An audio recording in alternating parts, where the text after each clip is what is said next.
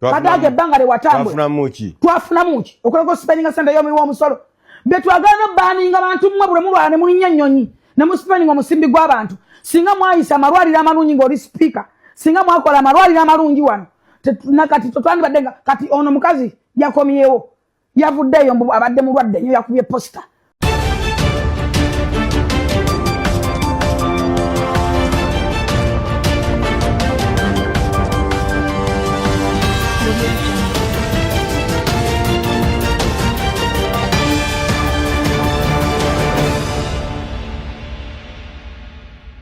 Full Figure has come out to attack Rebecca Kadaga and his supporters.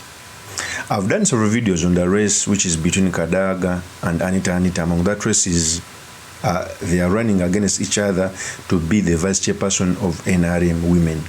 I think Kadaga is the pioneer of that position. And I'm now seeing bloggers attacking Kadaga. In this election has some unique examples. First of all, ANITA Among has more money, and I think he has financed bloggers to campaign. It's natural. Every politician who, if at least a wise one, must have a budget for bloggers because they can advance an agenda. And among those bloggers, Full Figure does not go where there is no money. 1 week back, I saw Full Figure from Parliament. I just knew that he had gotten some money, and it's part of the strategy. And I highly think that if General Museveni does not intervene, Kadaga is going to be defeated. It's the reason as why even the battlefield is in Busoga. One of the main reasons to see a candidate that is being won is when the battle is in his home area. Okay? If the election was going to be 50-50, maybe the battle will be somewhere else. You don't see the battle in Teso sub-region. So ANITA Among is going to win the Teso sub-region. The battle is in Busoga. Okay? So I saw Full Figure defending ANITA Among, and I just came on to speak about the issues she raised. Okay? But before I do this, I want to let you know that if you're new to this channel, please subscribe. And if you're watching this video from a different platform, please head on to YouTube, type in Sula Mawagali. There's a lot of content of this nature. If geopolitics and economics is what you want, this will be definitely the right channel for you to subscribe to.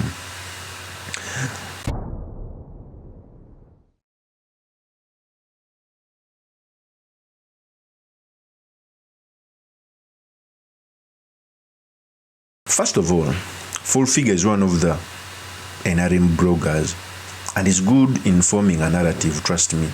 Any bloggers are good in forming a narrative. In fact, the reason as to why the opposition has been strong is because as mainstream media closes away or blocks some information from the opposition, social media is easier for opposition forces to pass away their information. You first look at this YouTube channel. I wake up every morning to do not less than 3 videos. Okay? Talk about the nature of politics. So at least bloggers on social media can advance a narrative. And Full Figure is coming out to support ANITA Among. In fact, he said these statements.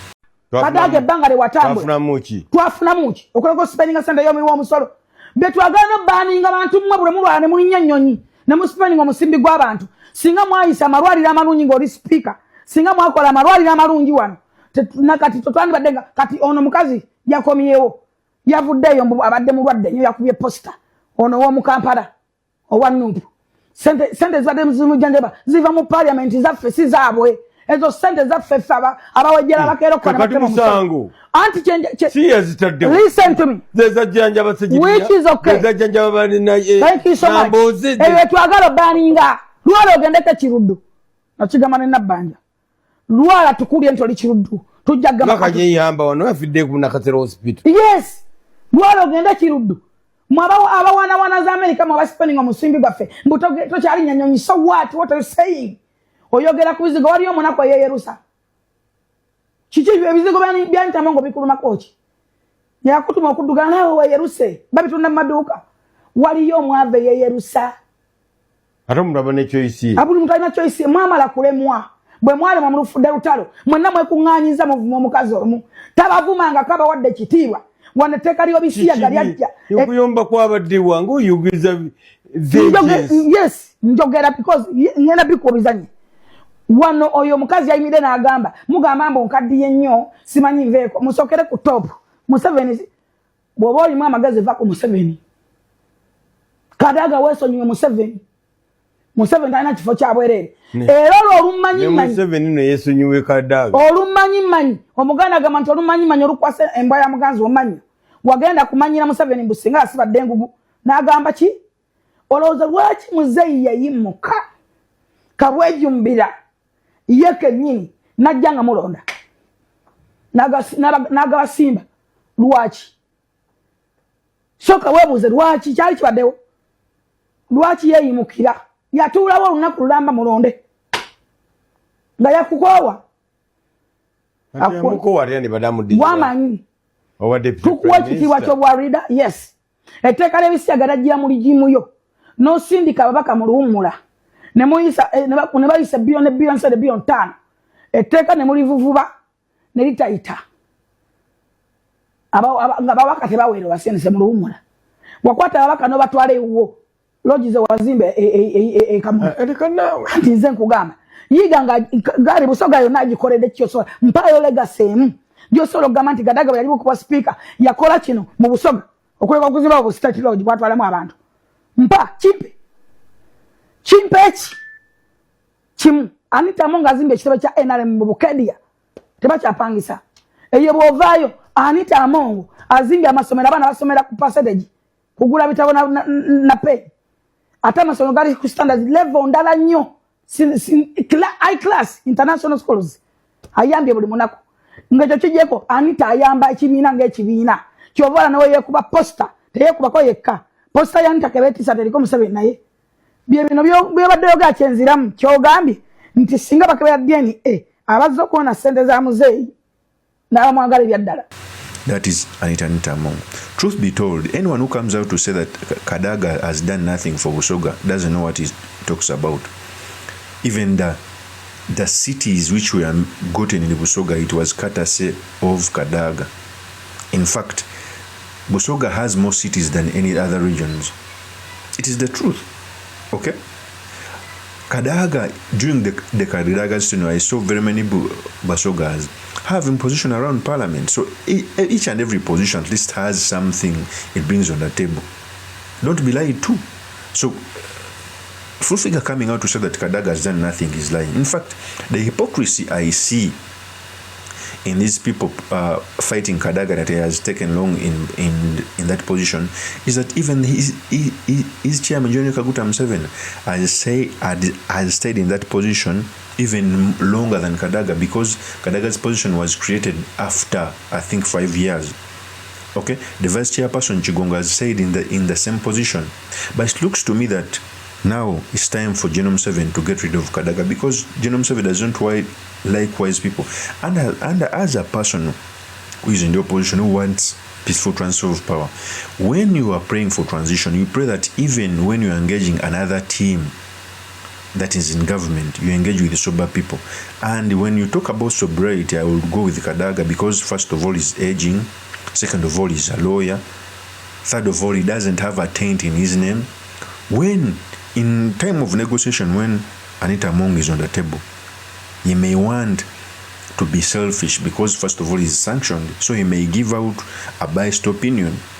Okay, trust me, because the time is going to come when we must talk about the transition of this country. Uganda has never transited since we got in our independence.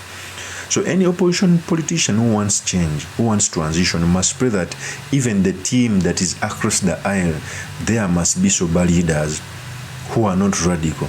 I know Kadaga would pass everything NRM would get, but after asking, Anita Amongo herself come out to say that anything that is brought by General Kaguta Museveni must pass on the floor of parliament, even if members of parliament object.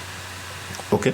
So it's not true that Kadaga has done nothing for Busoga sub-region. Otherwise, they wouldn't have supported him.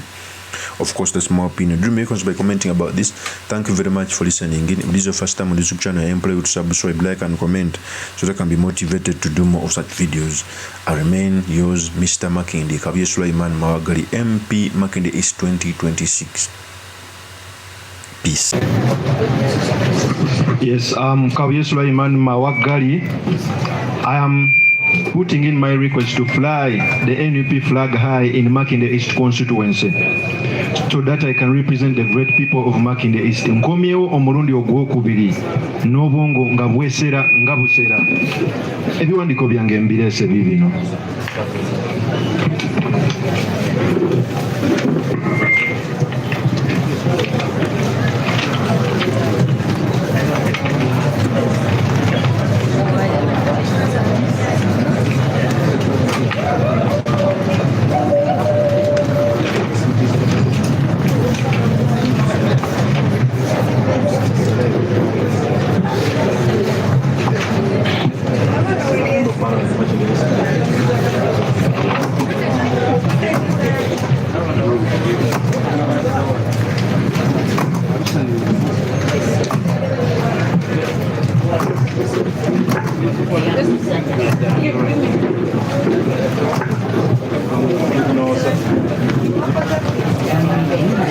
Sigadde nze Mr. Makindi Kabuye Sulaiman Mawagali kantu ene guno omukisa okubategeeza mbu ngenda kwesimba okuwa MP Makindi East 2026 nesimbawo luli era nkomawo bataata bamaama basenga bajjajja okubasaba akalulu.